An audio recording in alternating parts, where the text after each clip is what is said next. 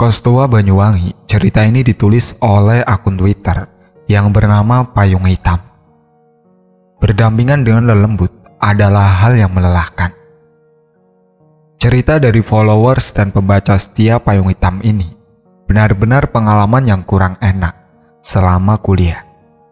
Cerita kos-kosan angker sudah jadi makanan utama anak-anak rantau. Lanjut saja langsung ke ceritanya. Dari sudut pandang narsum sendiri, kita panggil saja Meme. Aku lulus SMA tahun 2018 dengan impian pada umumnya lulus SMK atau SMA. Aku berusaha sebisa mungkin daftar ke beberapa PTN di luar kota. Tapi akhirnya mungkin belum rezekiku.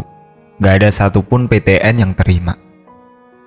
Karena sudah habis waktu dan tenaga, omku saranin untuk kuliah tahun depan saja. Tapi takutnya aku udah males, udah gak mood lagi. Akhirnya mau gak mau aku daftar di PTS ternama kotaku. Ya seperti biasa, aku daftar dan tes langsung keterima. Namanya juga PTS kan. Ternyata aku daftar di PTS itu seminggu sebelum ospek. Sudah benar-benar mepet banget, karena aku minim dapat informasi mengenai pendaftaran. Setelah urusan kampus, aku mulai cari kos yang aku dapat dari saran teman. Tapi sayangnya, kos itu penuh. Tapi ibu kos yang punya kos penuh ini nyaranin aku buat ngekos di depan. Di sana ada kos, siapa tahu masih ada kamar yang kosong. Aku pikir daripada nggak dapet sama sekali, akhirnya aku langsung gas ke sana. Betul, di sana ada kos, tapi bentuk bangunannya tua. Alhamdulillah, ada satu kamar kosong, dan langsung aku iyakan, karena kamar ini lumayan luas dibanding kamar lain yang sudah terisi. By the way, aku jelasin denahnya ya. Jadi kamar kos ini berderetan lorong, dan posisinya punggungan dengan kamar kos lainnya. Ada 2 gerbang juga di kosku ini, ada gerbang depan dan belakang. Aku kebetulan dapat kamar yang di belakang.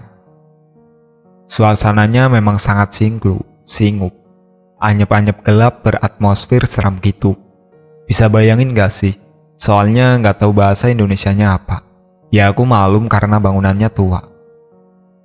Siang hari pun kalau gak nyalain lampu bakal gelap. Kira-kira begitulah suasananya. By the way, kamarku ini di lantai 1. Karena sudah mepet banget perkuliahan, harga kos yang terbilang murah dengan fasilitas lengkap. Akhirnya aku bertahanlah di sana. Aku awalnya masih parnoan, jadi nggak mau tidur sendirian. Akhirnya beberapa hari aku tidur di kos temanku. Sudah disaranin sama ibuku buat pindah kos saja. Tapi aku menolak karena takutnya ribet. Di kosku juga sudah murah, jadi aku perlu terbiasa saja. Sudah seminggu aku tidur di kosan temanku. Akhirnya aku tidur juga di kosan sendiri. Disinilah aku merasakan hal yang benar-benar ganjil. Di kos belakang ini juga lebih banyak orang yang kerja ketimbang mahasiswi sepertiku. Jadi aku lebih sering sendirian di kosan. Kejadian pertama ini tengah malam, posisinya sekitar jam 10-an kalau nggak salah. Setiap habis maghrib di kosanku ini udah sepi. Maklum, karena ini gang buntu. Bayangkan aja, aku sering bergadang cuma buat baca cerita atau nonton YouTube. Malam itu aku dengar ada yang dorong pintu kamarku kencang banget. Padahal sudah aku kunci. Bener-bener kaget karena suaranya jelas banget. Aku gak denger ada langkah kaki apapun karena bener-bener ketakutan.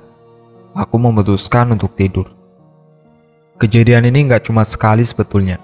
Memang kalau udah tengah malam di kosanku ini, sering banget ada orang. Tapi nggak tahu juga sih, orang beneran apa bukan. Beraktivitas di depan, kayak mondar-mandir di gerbang keluar masuk, dan lewat depan kamarku. Awalnya aku pikir bapak pemilik kos, tapi aku pikir-pikir ngapain bapak kos jam segini mondar-mandir. Aku juga pernah siang-siang, aku sempetin tidur sebelum kuliah. Nah itu beneran bikin aku takut. Karena di tengah-tengah tidur aku dengar orang lari-lari, tapi bukan di luar kamar. Itu suara ada di dalam kamarku. Itu benar-benar jelas banget.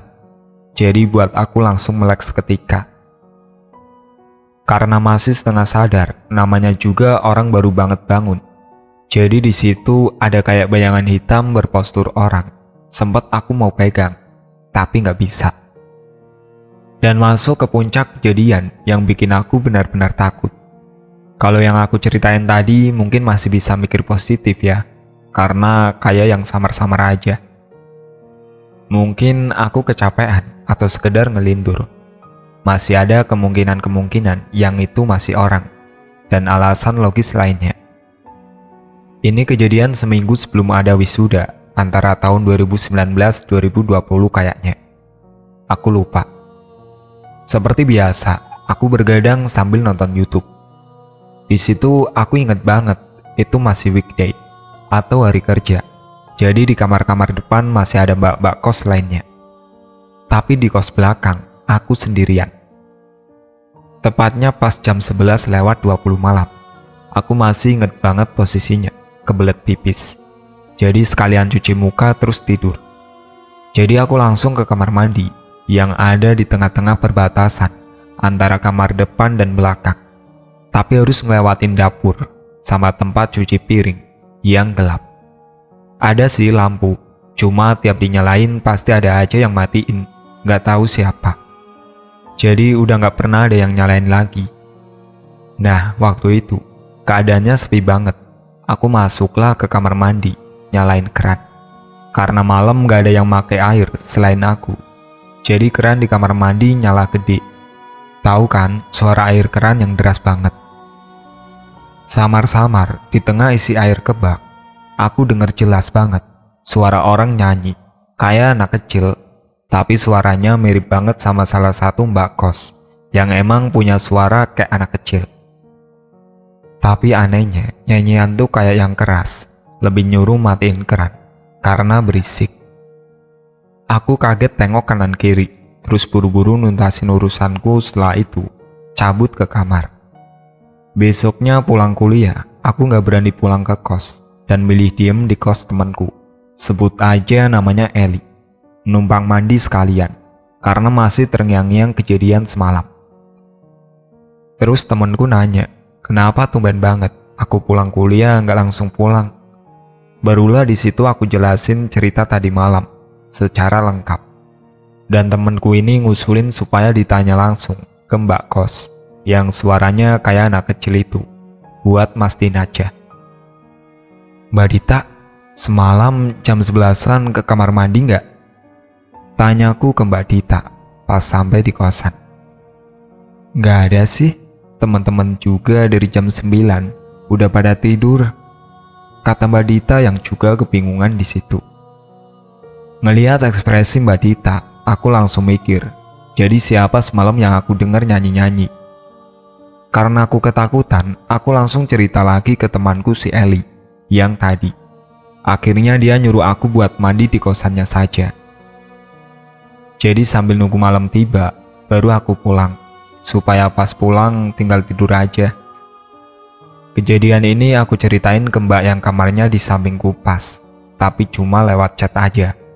Akhirnya dia cerita juga dan terbuka. Emang dia yang paling lama kos di sini. Dia juga sering bawa temen dan pernah ngeliat Mbak Kunti di kamar mandi. Karena cerita itu, akhirnya aku gak berani lagi di kosan untuk waktu yang agak lama. Oh iya, ada lagi. Jadi ada dua temanku yang katanya bisa ngerasain adanya mereka. Yang satu ini temen ospek, jadi jarang ke kos. Cuma beberapa kali aja, tapi dia sering bilang buat pindah kos aja secepatnya. Aku sih cuma iya-iya aja.